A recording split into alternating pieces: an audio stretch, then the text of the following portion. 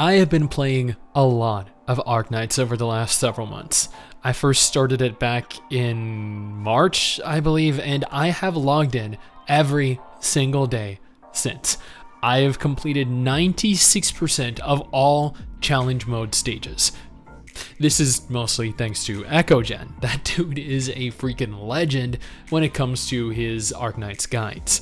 But a new contender for the best tower defense RPG is on the immediate horizon: Minos Bureau of Crisis Control.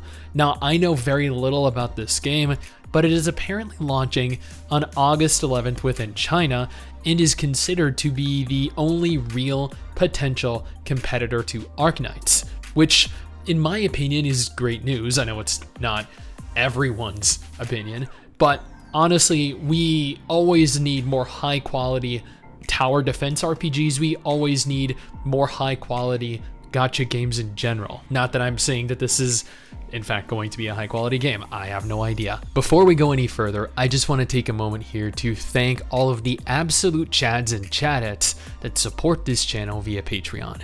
You're all freaking legends. Seriously, each and every single one of you. I would offer to give each of you a kiss, but I suffer from severe intimacy issues. Additionally, if you want to stay up to date with all the latest MMO, gacha, and gaming news, take a second here to follow Mrs. Stix and I over on Twitter. We tweet daily. Now, from what I have gathered thus far across social media, from Googling, from browsing Reddit, the majority of players are happy with how this game looks.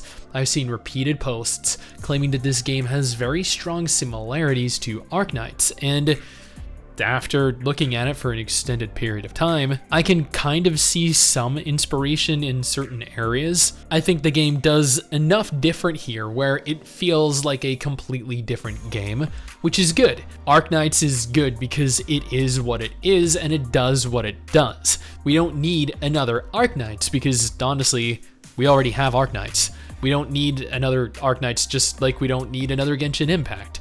Genshin was different enough to Breath of the Wild that people enjoyed it, that it accumulated a following.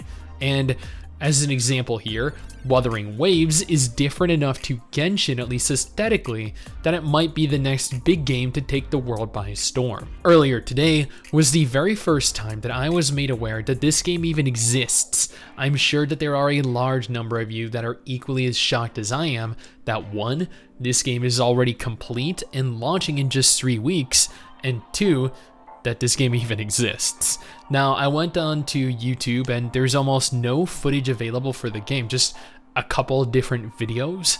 I went on over to TapTap, where it is normally very densely populated with gameplay videos, information, reviews about said games, and well, there's definitely a trailer, which is what you're seeing in the background right now, but there's also very little information. There's very little coverage overall. You can't even pre-register on TapTap right now.